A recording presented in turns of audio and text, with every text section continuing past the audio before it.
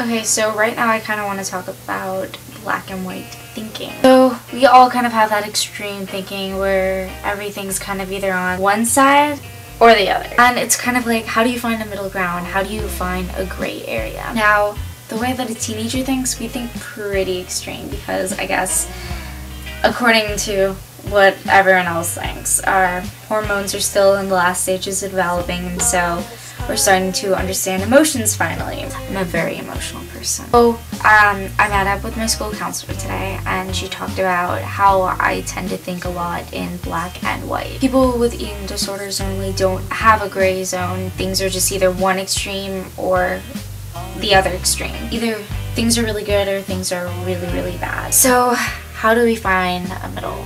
I'm still trying to figure that out. How do we find a middle?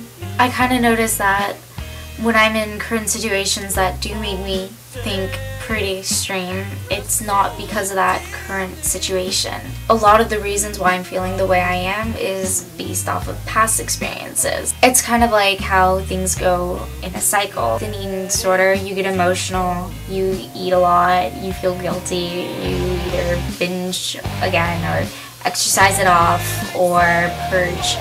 And then it kind of goes into the cycle. You get emotional about that whole thing that, you know, you were emotional about, and it's a never-ending cycle. I kind of know this on terms of boys. I tend to go through the same thought patterns. That's actually not because of the current situation I'm in, but because of what happened between me and my dad. So I kind of noticed that what happened between me and my dad, it's affecting any kind of relationship with the guy that I'm having now. Because I felt so neglected by him, and because he did kind of walk out on me, I kind of automatically, my mind goes to assuming that that's going to happen with every single guy that, you know, I'm with at the time. If I feel that they are starting to get bored of me, or they don't want to talk to me as much anymore, my mind automatically goes back to thinking, oh my god, they're just gonna walk out like my dad. So there's no middle ground for me right now, and I'm really trying to figure that out. And so I was wondering if other people kind of see no gray areas either. Like it's so hard for me to contemplate a gray area. It's really hard. And so I'm just wondering if other people are going through that at all. Kind of like with grades also. If you get an A, that's good. But if you get a B, that's terrible.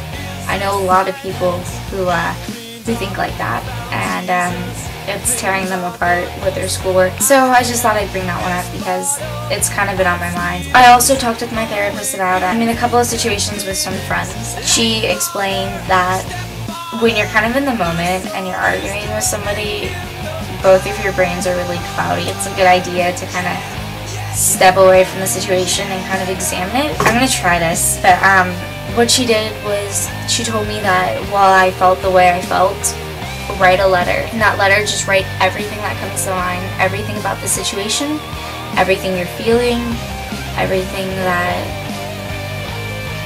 anything that crosses your mind on that situation or that person. Write it out. And so what you're going to be doing with that letter, in a couple of days, you're going to take that letter again and you're going to look over it. And you're going to highlight everything you think is the truth. Not just opinion. Everything you think is the truth about the situation. Like, what that person did was not right. Versus, I think what that person did was not right, but it really was. After having a couple of days to think about it, looking back at everything that you felt at the time, and then being able to examine if what you felt at the time really is correct or accurate. Just thought other people might want to try it. That's really all I have to say. So, peace.